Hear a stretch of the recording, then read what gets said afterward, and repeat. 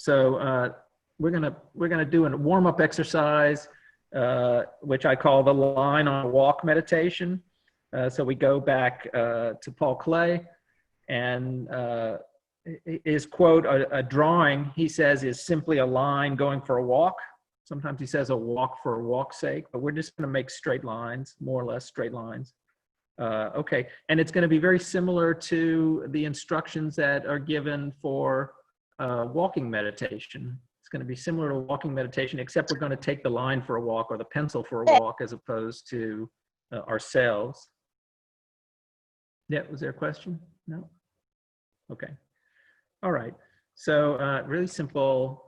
Very simple. So the motions of the exercise, it'd be like me telling you for a walking meditation, you just walk. So for taking a line on a walk meditation, you draw, you draw a line. You just draw the line, and then I'm going to point out some things, as often happens in walking meditation, at the stages and the steps as you're drawing. But I just want to get everybody started.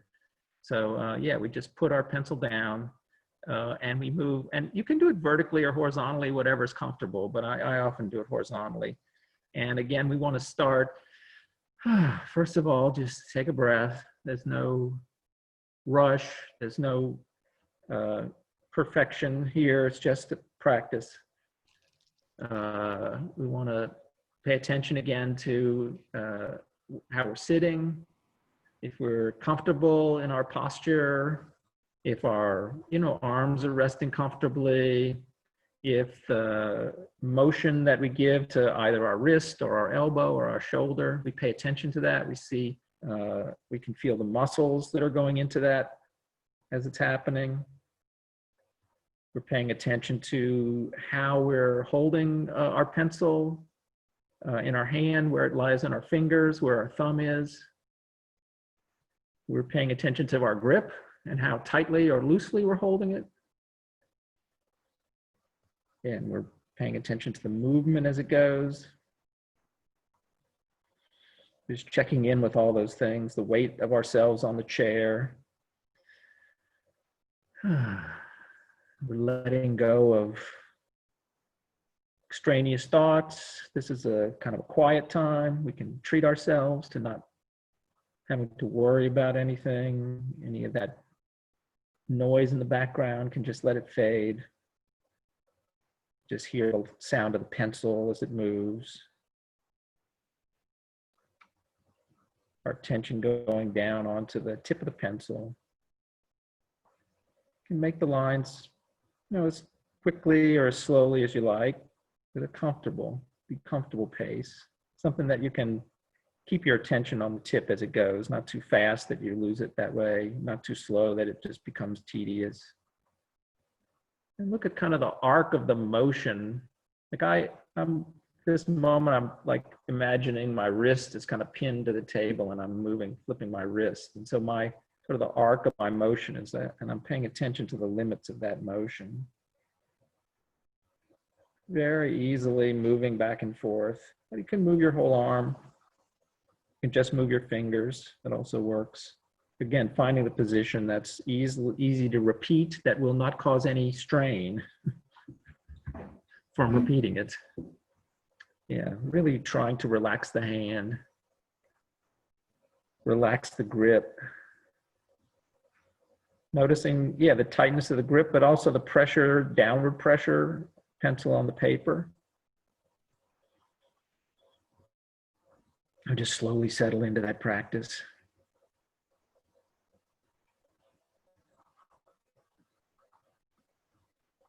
Okay, so now we're going to refine our attention a little bit with our line on the walk. You're going to look at the steps. So I'm going to describe the steps. You don't have to be doing them as I'm saying them. You can keep doing all the different ones, but as you sort of pass through what I'm describing, notice it.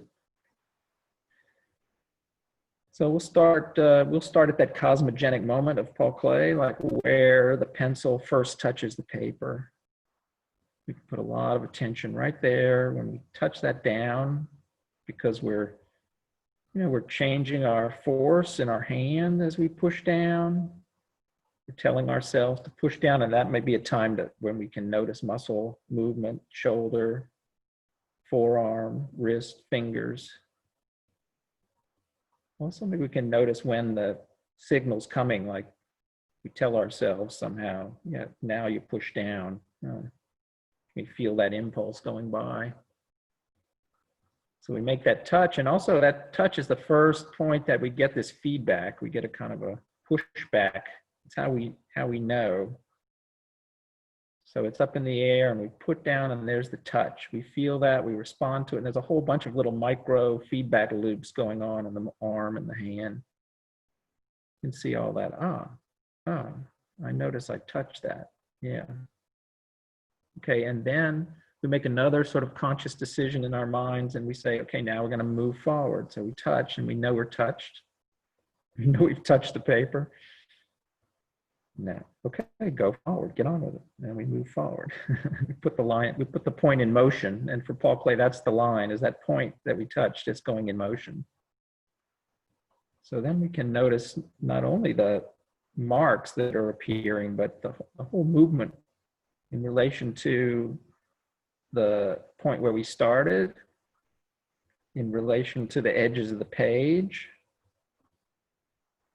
in relation to our body, in relation to the whole room. What's that movement look like from a great distance?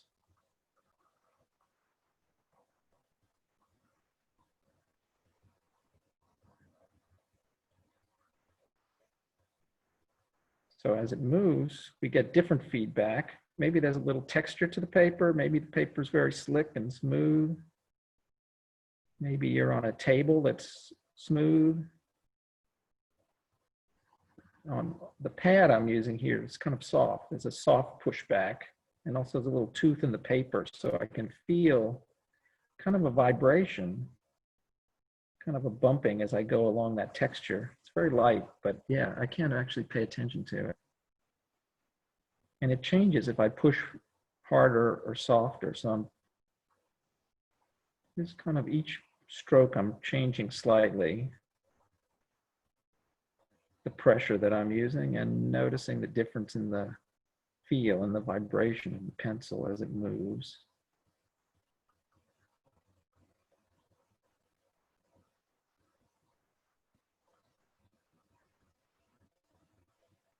So we can consider that vibration and just the kind of magic of that happening as we move. That line is there, it's forming. And then another line.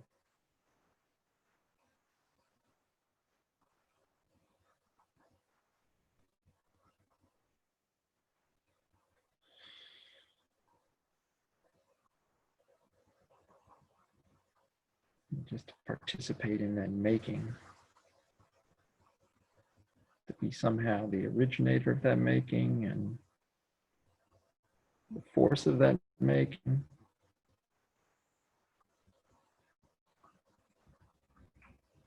All the things we get to express in that, when we push harder and softer, when we move faster and slower, when we reach more or less, when we allow that line to move where it wants on the page, when we try to control where it is on the page.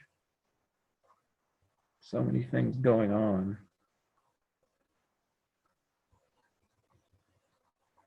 I mean, I think the world is busy. It's like that line, it can be pretty busy.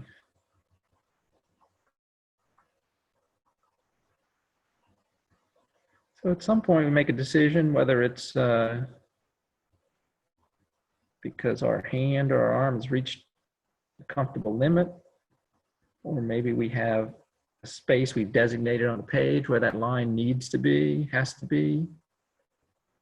But at some point, we decide it's the end of the line. And then we make another decision, we make a deliberate lift, and that's another place we can really pay attention.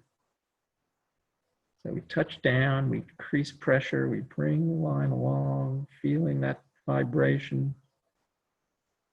When's it going to end? Oh, right here, and we lift up off the page, and we notice the absence of that pressure. We can notice the absence of that vibration. Like when we draw the negative space of something, we can't notice the air. we go up in the, but we can notice the absence of what was there. And we lift it. Page is gone. Okay. And now there's that returning motion.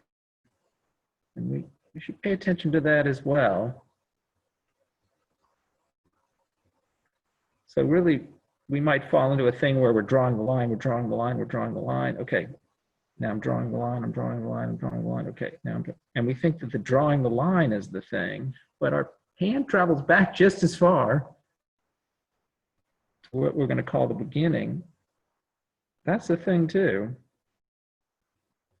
So we lift, there's the absence of the feeling, and there's that whole trip back.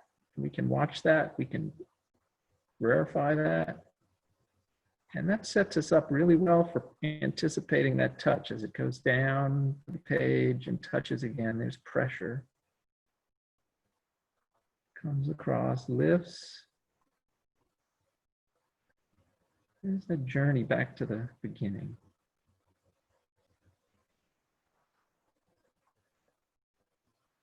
Similar idea to the circle arrow here. When you come back to that touch, if your mind is drifted while you're drawing the line, kind of gotten mesmerized or thoughts wandered, that's the time to recenter.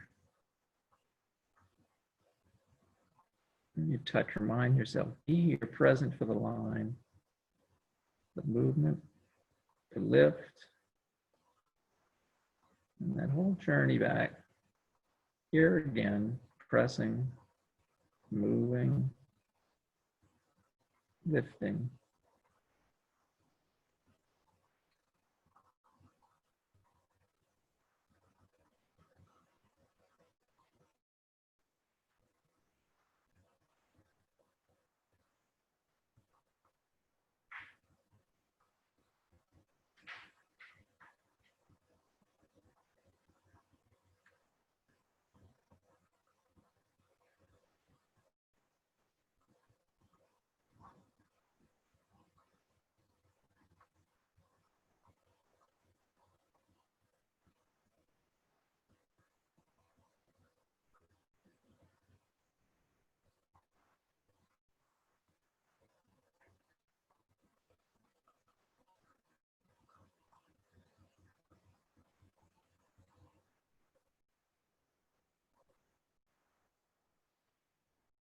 So if I was a Zen teacher, we'd spend the next 40 minutes doing that, which might not be bad.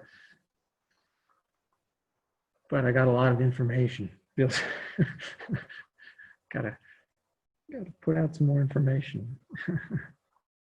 You keeping on that, I'll say a few things and then I'll give you a slightly different exercise. Yeah, so last week we talked about algorithmic work and rules, and Paul Klee certainly was a rule maker. We looked at some of the tools that I derived from some of his work. But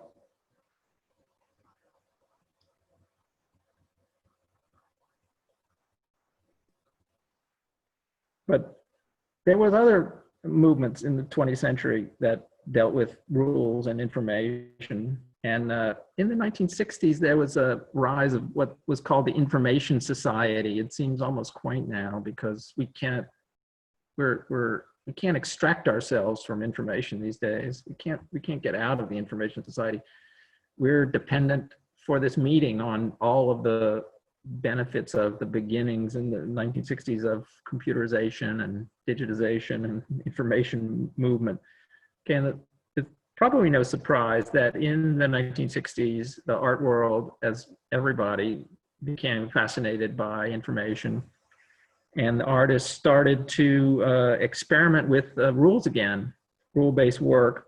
And there was a whole movement from maybe mid-60s that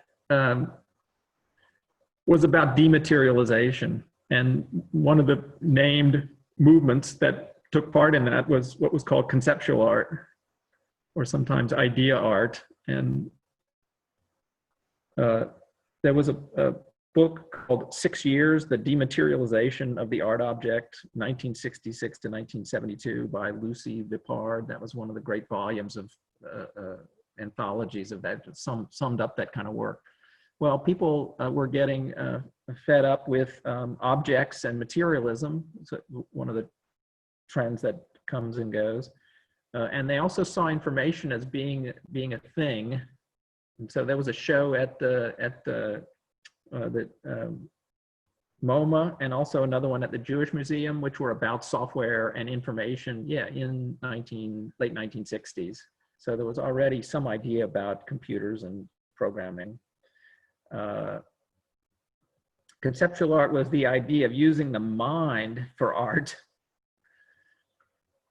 So your thought is art, or as Solowitz said, the idea becomes a machine that makes the art. So that really sounds like a piece of software. It sounds like algorithmic work. And indeed, it was sort of born at the time when algorithms were going on. And when I was working on my own work, I really thought conceptual art, after I looked at Paul Klee, I really thought conceptual art was a place to mine for ideas because of this. What I saw was kind of an affinity between the conceptual work and the computer.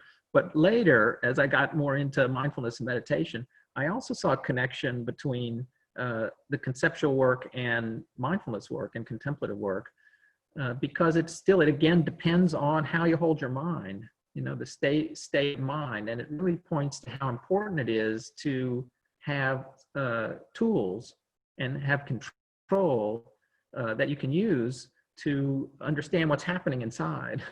Things that were not taught in school, that somehow, looking back, I feel like should be very fundamentally taught, just for basic, emotional and control of concentration and that kind of thing. But further, this insight in self-knowledge. So I saw that kind of a opening to aesthetics, opening to the idea of the mind being and the ideas being the art, and the opening of contemplative practice to look inside. There was a kind of resonance there. So that's really, when I talk about conceptual drawing, I'm talking about both the rule-based style and this kind of open aesthetic contemplative stance. Okay, I want to introduce another exercise for you. But I'm going to share my screen and show you. It's not going to be very exciting, but this is what it's going to look like. Okay. Yeah, so this is like 16 boxes. Is that typical of what I ask you to draw every time? I did last time. Okay, 16 boxes, but you can draw more, but you need to make these boxes, an inch or so. Like if you were working and you were just making these, very quick kind of boxes, just with a simple gesture, like the length of a gesture. I'm going to stop the sharing. Okay, so yeah, if you just, these are some of my lines. See if you can see my boxes there. Yeah, simple, about that big. Not too big. Yeah, just put some boxes on the page. These are going to be little frames for you, like bigger than a postage stamp. Drew a few of them. Some you can draw quickly, like that.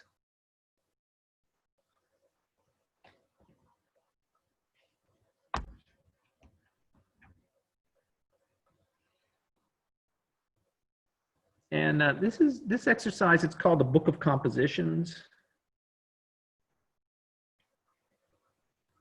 And it's a bit like the point to point, but it's a different. This is like inside the box.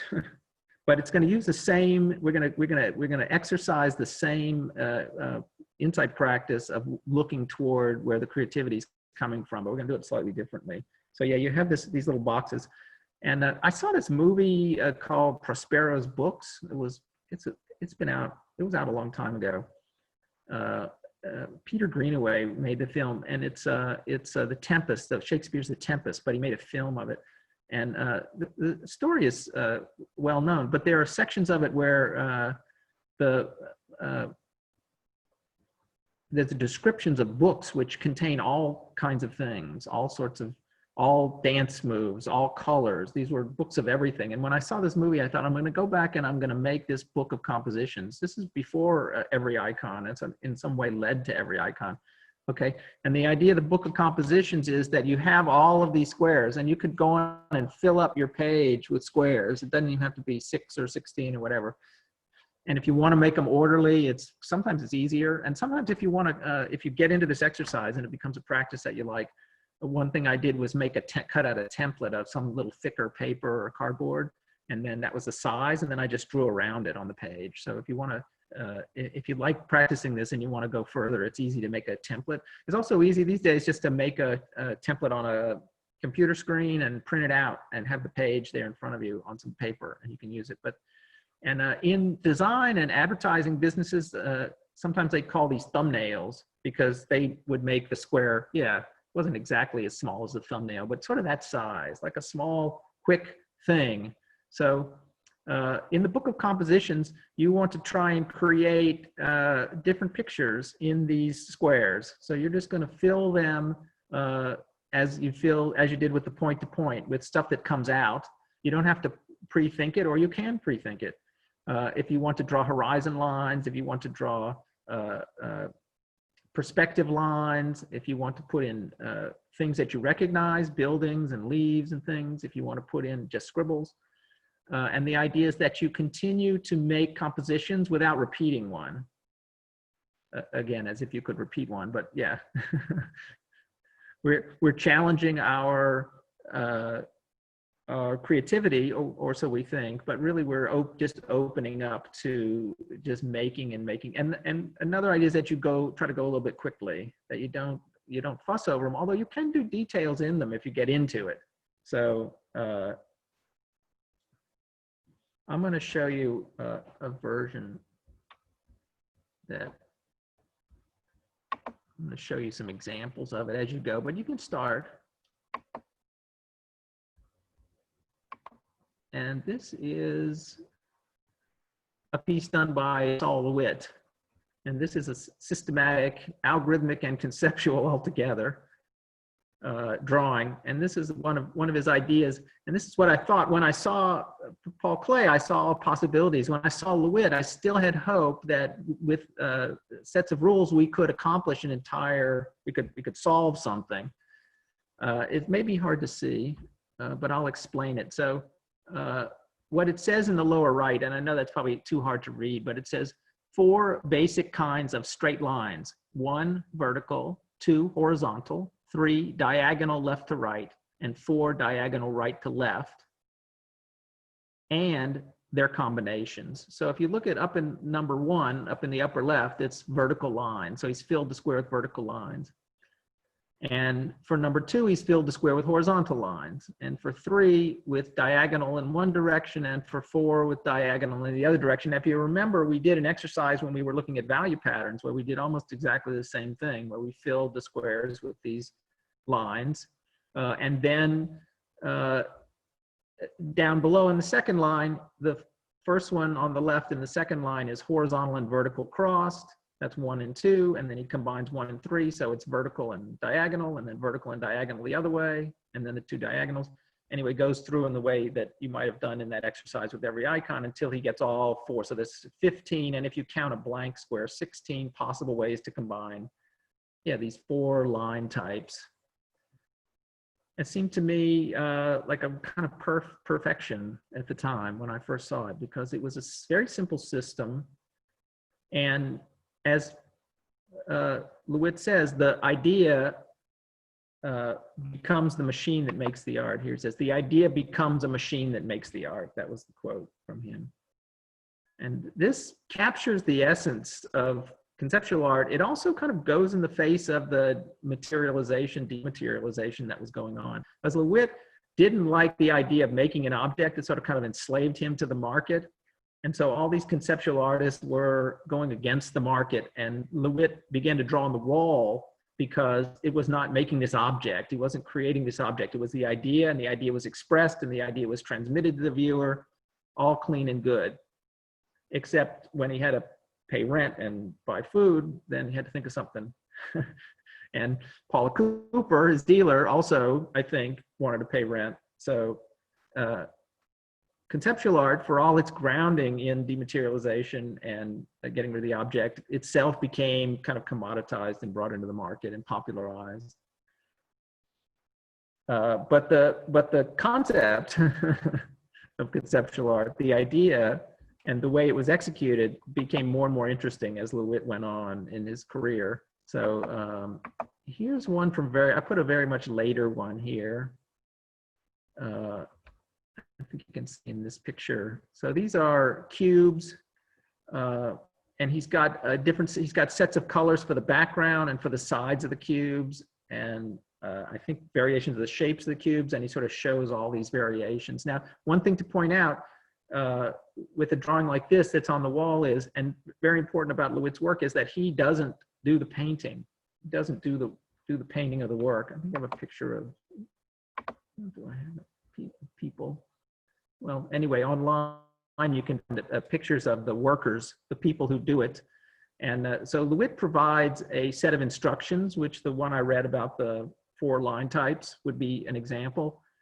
He provides a set of instructions, and when you buy a Sol LeWitt artwork, conceptual artwork, you get this set of instructions, a signature and a certificate, something like that, and you get more or less permission to execute the work or have the work executed. And there were several people that worked for Sol LeWitt that were regulars on the circuit of drawing these on people's walls. And then you're able to keep them when they're displayed in galleries and museums. Oftentimes they're drawn for the duration of the show and then painted over.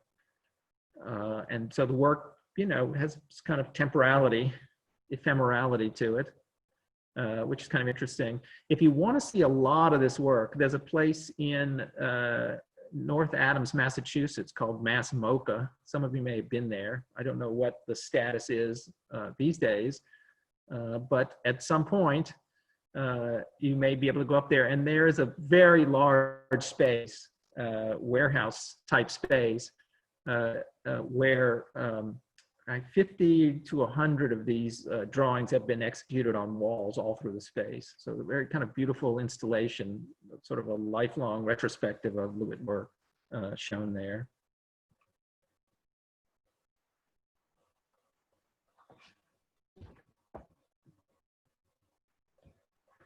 So further into conceptual art, and then getting a little bit more into the esoteric and other artists who went further in the mind part. Okay, so this is something in my book by Robert Barry, and it's a description of an artwork in the same way that LeWitt described lines on the wall. It was written in 1970. I'll read it out. It's interesting to hear it, especially when you're sort of drawing and improvising. And when I read it, I was just really struck by the similarity in the way he described this artwork, and when we notice attention, when we place our attention, our peripheral attention, place our peripheral awareness. We have our attention on the pencil, and we put our peripheral awareness on what's emerging from the pencil. We get that meditation going where we're watching what's coming out, and hopefully you're working in the squares and you're composing in the squares, and your attention is on the pencil point, and your peripheral awareness is probably somewhat on what I'm saying, but also hopefully you're also aware of the fact that this image is emerging. Maybe you're have some intention behind it, but still it's coming from the pencil, and maybe you're improvising a little bit and just watching what comes out. Yeah, so it seems like those two things really mixed well. So this is what he wrote. It's called artwork. It is always changing. It has order. It doesn't have a specific place. Its boundaries are not fixed. It affects other things. It may be accessible, but go unnoticed. Part of it may also be part of something else. Some of it is familiar. Some of it is strange. Knowing of it changes it. He's really trying to get to something you know, the undefined part of art, the negative space of the thing we make, that really ephemeral part of what we can't define. He tries to describe there, and that was a really interesting part of conceptual art, is that it could go for something more esoteric in art than an object could get to. Okay, another great practitioner of conceptual art, really for me, really one of the strongest practitioners that didn't get as much recognition, although she was really well known, was Yoko Ono. And she was known as well for being married to John Lennon as anything, but she was a very strong artist, and this book that she published in the 1960s, 1964, called Grapefruit, A Book of Instructions and Drawing. You see, that was right there with LeWitt, the whole book of instructions and drawing, but hers were more written like, yeah, a little bit like haiku, and a little bit like Zen koan. I don't know if people are familiar with the koan. I'll talk about that in a little bit. But she was Japanese, and she was certainly influenced by that part of the culture. I'll read a couple of hers. This one is called Mirror Piece. Mirror Piece. Instead of obtaining a mirror, obtain a person. Look into him. Use different people. Old, young, fat, small, etc. From 1964.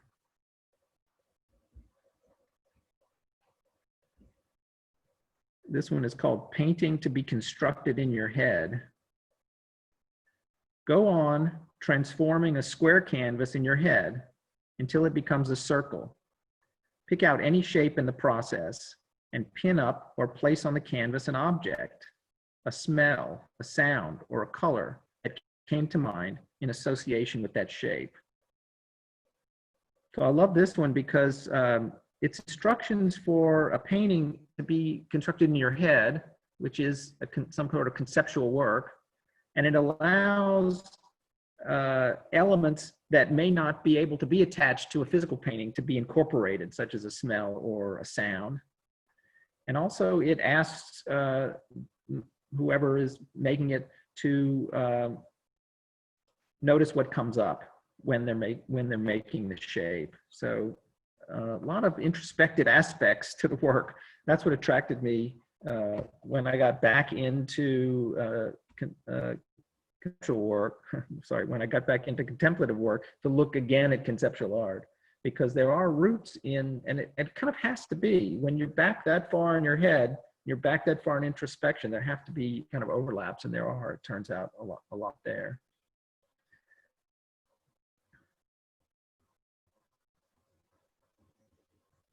Okay, another quote from another quote from Saul LeWitt that I want to give you, because he seemed so rational, he seemed so analytical that that you'd think that he was very tied to the rules, that he was very tied to the instructions that he gave, but in fact it was almost the opposite. I'm going to try to unfold that for you a little bit. But he said, artists are mystics rather than rationalists. They leap to conclusions that logic cannot reach. Now, it was kind of surprising for a guy whose work is based on instructions that he gives someone to execute, that he talks about artists leaping to conclusions that logic cannot reach. So let's look into that a little bit. Oh, I do want to show you one other thing that you should know about.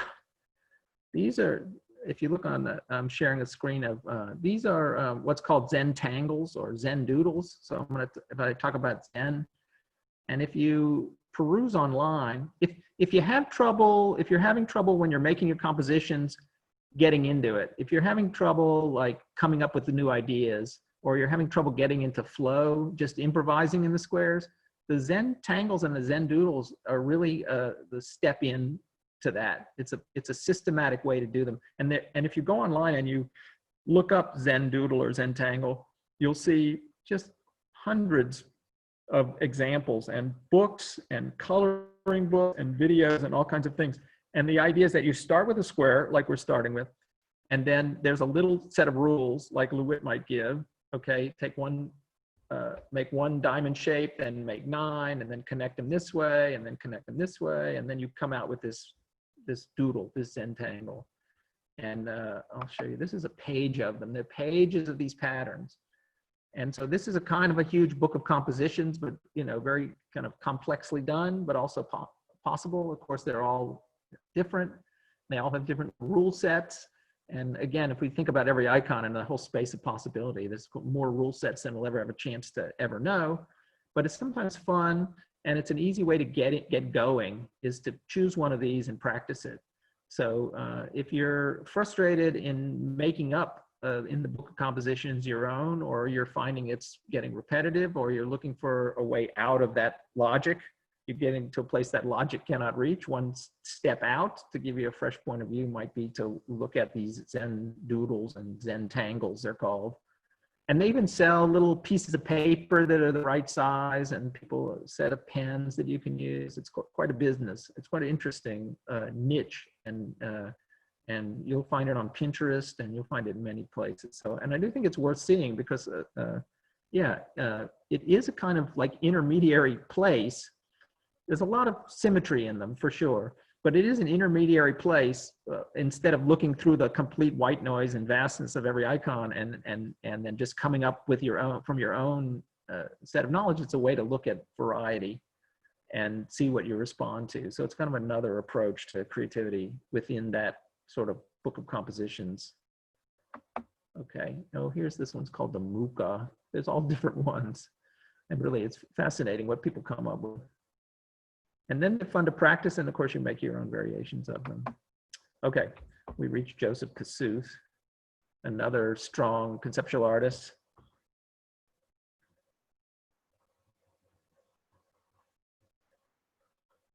And this one was called 1 and 3 Chairs.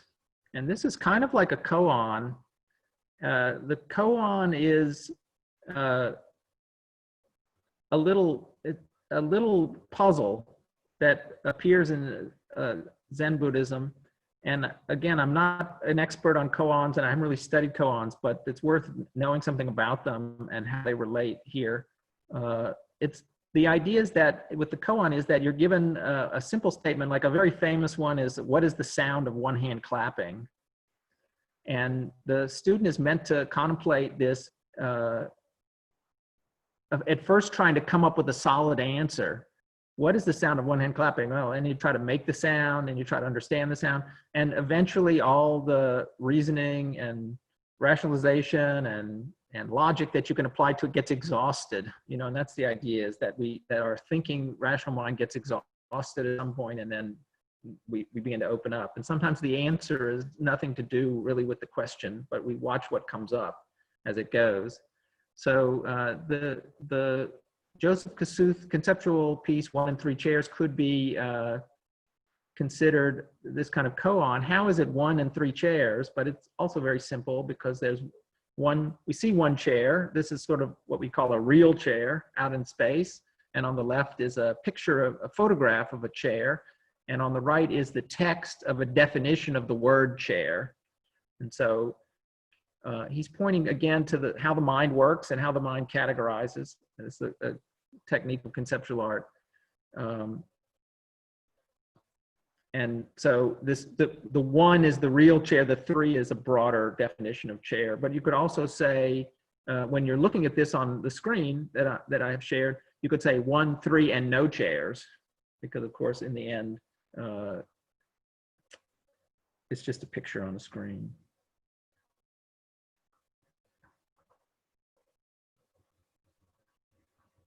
Okay.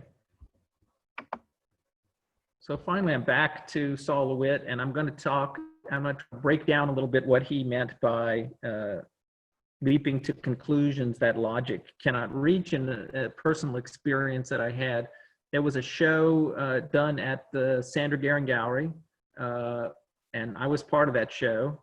That was when Every Icon was first shown, and another artist in that show that we chose because of the similarities in the systematic style of the work was Saul LeWitt. And we approached him and asked him to donate a drawing. Well, it's really interesting that because you don't really own anything, he would loan us a wall drawing. This wall is probably maybe 15 feet high, and it was probably about 24 feet long. And what you're seeing here in the picture, it's kind of split in two. On the left side is a kind of a shot of the corner where the drawing was made on the wall. On the right side is an up close of the sort of lower right-hand part where the description, the rules of the drawing were made, and a little sketch was made. And the rules were all two-part combinations of arcs from corners and sides. So that was the rules for that. And so you see all the arcs drawn out, and then all the combinations, and then they're all done up on the wall. And when the drawing is loaned from Saul Lewitt, he gives you the instructions on the paper, but then you have to hire an installer, usually one of the people that usually do his work, and then you pay the installer, and the installer puts it up on the wall, and it stays for the duration of the show. And the installers came and they painted the wall black. That took a day, had to dry, had to go with a second coat, and then it had to all be ruled and drawn with lines so that all the squares were right. And then they used this crayon, this waxy crayon, to draw the arcs. And it took about 2 days to draw it up. And that finally, in the end, because all I know when I saw Lewitt's work is I saw it in books, and I saw it in magazines, and I saw the pieces of paper, and I just had this kind of purity to the logic. This is how do we leap to conclusions that logic cannot reach? I had the logic all down about what his work was. I knew what his work was. His work was all the combinations of arcs from the sides to the corners, or all different types of lines. For me, it was those instructions was the work. But when I stood in front of the wall with that matte black paint and that waxy crayon, which left the texture from the wall and left little particles that you could see, and it wasn't a perfectly smooth paint, I understood the work in a completely different way.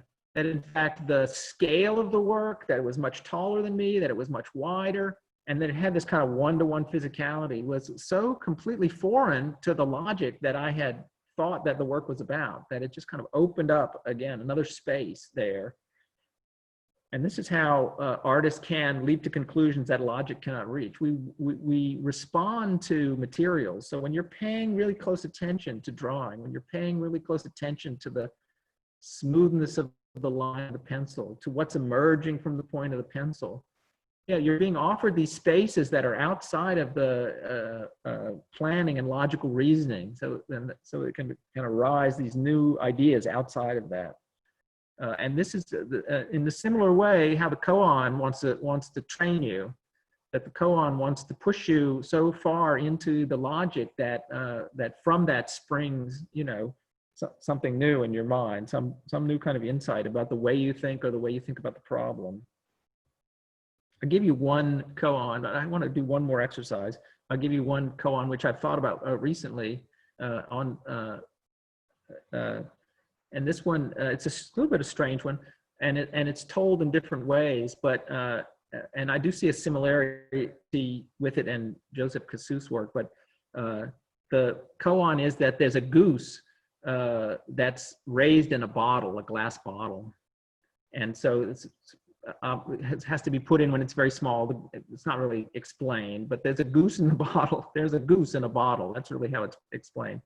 There's a goose in a bottle, and you've got to get the goose out of the bottle without hurting the goose. It's a glass bottle, and if you break the glass, it's going to hurt the goose. And so the students will rack their brains about thinking about the nature of glass and the delicacy of the goose and the difficulty of the neck of the bottle and how they can get it through, And then at some point, yeah, the master claps, and then he says, the bottle is gone. Yeah, because in fact, it was all in the student's mind, all the consternation, the whole idea of the bottle, the whole problem. And so that's that meta level of pulling you out is part of that leaping out of logic, getting to a place where logic cannot reach, is the being able to see at the next outside level And when I stood in front of the LeWitt and saw the wall texture and how important the whole implementation of the work was, popped outside the logic. In the same way, when you look at that Kasuth and you think, how can it be both 1 and 3 chairs? And then you get a sort of a wider perspective. So that's one of the things that conceptual art offers that I found very similar to contemplative practice. And so there's more in there to that, but okay, that's a little bit. Yeah, so let me go.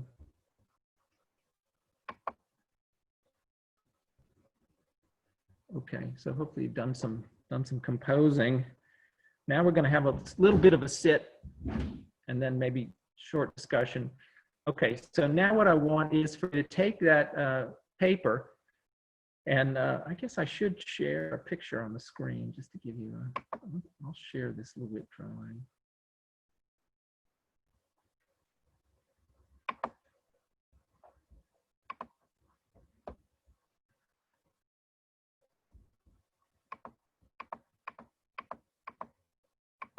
I'll do that one. Okay. So we'll just do a little bit here, but I invite you to continue and to work with it. And that is to put your paper near the screen. If you have a drawing that you've done on the screen, that's a good thing to do. Or if you have a nice drawing that you like, you can put it up on the screen. So push your paper so you can see the paper and the screen together. And then the idea of it is to sit in a kind of an inquiry practice, sit in a kind of a way of watching what comes up. So we're going to ask the question, you know, what is the difference between these? So we're going to look at the drawing on the screen, and we're going to look at the drawing simultaneously on the paper. Get mine out and do it. And we just want to see, just for a minute or so, I want to sit and see what our response is as we move back and forth between the two. So we looking down at the paper and seeing what we think, what we feel, what comes over us, and then at the screen, and then the paper again. And of course, if it's one of your own drawings on the screen, it's kind of even better, but it will work. And if you want to try it yourself, again, I invite you to, or bring up one of your drawings. So let's just sit for a moment and you know, ask ourselves what divides these? How do these two compare?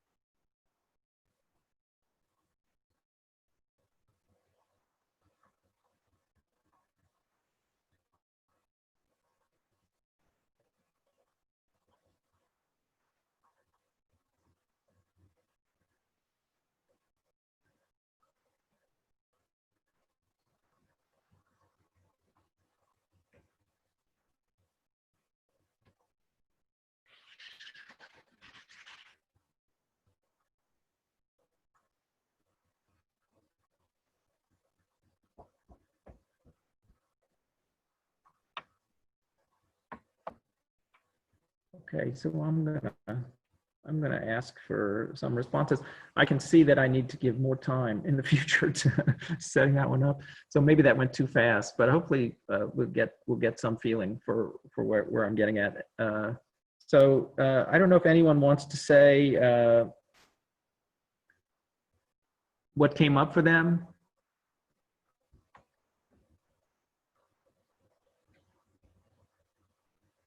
Tracy, do you have something? No?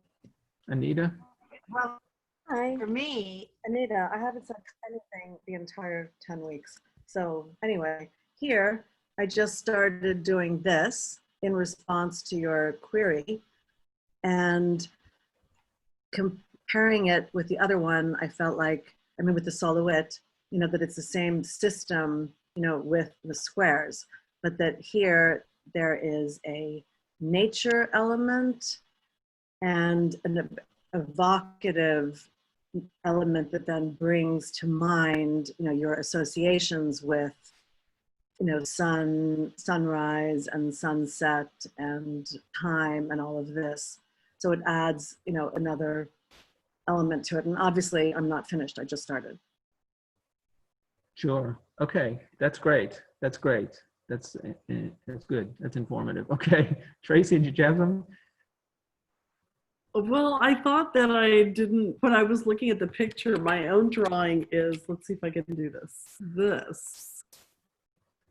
So I thought that was kind of regulated, but I was looking at on the screen, your drawing, the drawing that we were all looking at.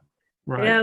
But I found that rules emerged over time as I was doing something simple and kind of quick. And I don't get to just do something kind of fast and intuitive that often. So it was interesting because as I look at it, I know there were rules that emerged for what I was sort of quickly drawing. So it was interesting. I didn't start with rules, but they came. That's perfect. Yeah, that's perfect. Yeah, to notice those rules is really a great thing. To notice them and then either to play with them and develop them or change them or see what new rules come out or to defy them, to try to like do something different and see if it comes back again, see if it's like really your tendency.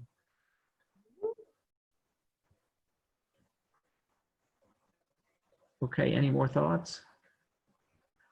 I in high school did a lot of the sort of like Zentangle type of, is that visible? Type of drawing. Yeah. So I sort of defaulted to the patterns that I knew best. So like I do a lot of like the spirals and the sort of loopy, like these that I spent a lot of time with. And so one thing that I noticed that was, I'm sorry, I know I don't have a lot of light over here. One thing that I noticed was that like in comparison to the wit piece, I feel like there's a lot less regulation, and I was surprised by that, given what I know of myself and how much I usually feel like I need like rules and logic. So I think maybe having the boxes as like boundaries was freeing, because like each box was like allowed for its own set of rules. So then between them, there didn't have to be an overarching like theme. So Yeah. I like that you did the Zentangles. I think that's interesting. That it is out there for sure as a practice. But another thing is the Zentangles don't often give any support for anything that might arise when people are doing them, which I think must happen quite a bit and leave people a little bit wondering. Like when you finally get into the practice and you're really meditating with the Zentangles, like where do you go? Yeah, so there's a lot to unpack in that one. I'm having a good time. I'm really learning a lot from watching what you're doing. But I feel like I want to go further. But one thing that I was thinking about seeing, which I didn't admit, probably because I didn't introduce it that well. But yeah, of course, the first thing is on a level of ideas and comparison of ideas, and I think that's natural, and that's where most people are going to start. And then you want to start to, maybe to look at. I really wanted to look at like what it's like to look at a drawing on a screen versus what it's like to look at a drawing on a piece of paper, and introduce the idea of thinking like, because we think we see art on a screen, like there's all these viewing rooms now of galleries on the screen, and we think we see the work on the screen, but you know, when we look at it like with that popped out meta perspective, like Kasuth points to and like Lewitt points to, you know, what you're seeing is like a 12-inch by 8-inch piece of glass is really what you're looking at. You know, you're not seeing that work. You're seeing, and so. And really, it wasn't until I stood in front of the Lewitt where it was, you know, towering over me that the power, really the majesty of that piece, and the lines, without having to zoom on a screen, the details of the lines were just sort of immediate. And so, you know, I was hoping to, yeah, also, and could be when you, if you practice this a little bit, call attention to that, looking at really.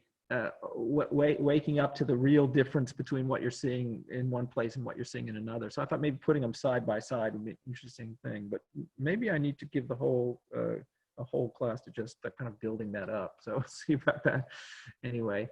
So yeah, I like talking about conceptual art. It was really interesting time, and it's almost immediately got subsumed by the market, but the other thing was that once it got subsumed by the market, what you find now, if you look at contemporary art, even in the last Whitney biennial, but everywhere, you see that the conceptual aspect of art is so important. And even before, it really never was as important. So it kind of introduced something that itself tried to get away from the materials. The materials subsumed it to the point that now that, like, sculpture and painting, you know, if we don't know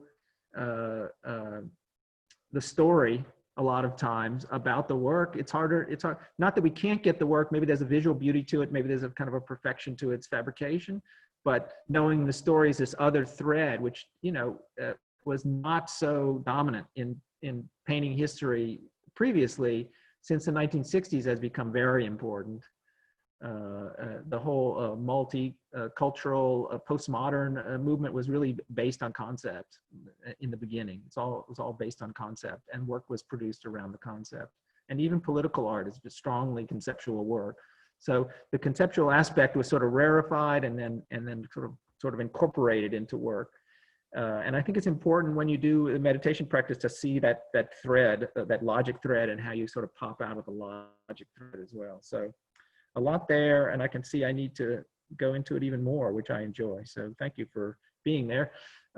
Probably I'm going to get away from systematic work. I am going through the sort of major sections a little bit as an introduction. And then again, if you give me feedback and you tell me where it is you like and what you're practicing on, I can go more deeply into it. But I'm going to go probably into improvisation, and that's the last section of that compares to concentration meditation. And after that, we'll go to insight practice. So we'll start reading drawings probably in a couple weeks, and that's going to involve more talking and back and forth. And that's when we get to when we're really looking at what we're doing. But I need everybody to kind of get the practice going, which is why I do the concentration parts for a while first. So if you haven't really got a daily practice, or at least every other day practice, or some regular practice, and you're not, you know, you need to be producing something. If you're enjoying it, if you're not enjoying it, it's whatever. But it's just like, you don't have to. But if you find something you're enjoying and you find a little time to do it, and it's developing, yeah, it's going to be a lot easier when we get into the insight parts, because you'll be familiar with what you're doing. Like the way Tracy was describing those rules. Yeah, that's a good. That could be the stepping stones into the path there for that kind of practice. If you went on with Book of Compositions practice and you develop, yeah, like I said, do your rules and then try to discover the rules and try to play with the rules and try to go against the rules and try to find rules that are completely outside of the rule set, that kind of thing. So that when we get to reading the drawings, those sorts of insights will be useful. Okay. Yeah. So thank you all again. A pleasure to present it, and it's really fun, and I hope you had a good time doing compositions, and just good night. Thank you. I think some people will be staying around drawing. People want to hang out too. Okay. Thank you. Thank you so much. Thank you. Thank you. Lots to think. Thank you. Thank you.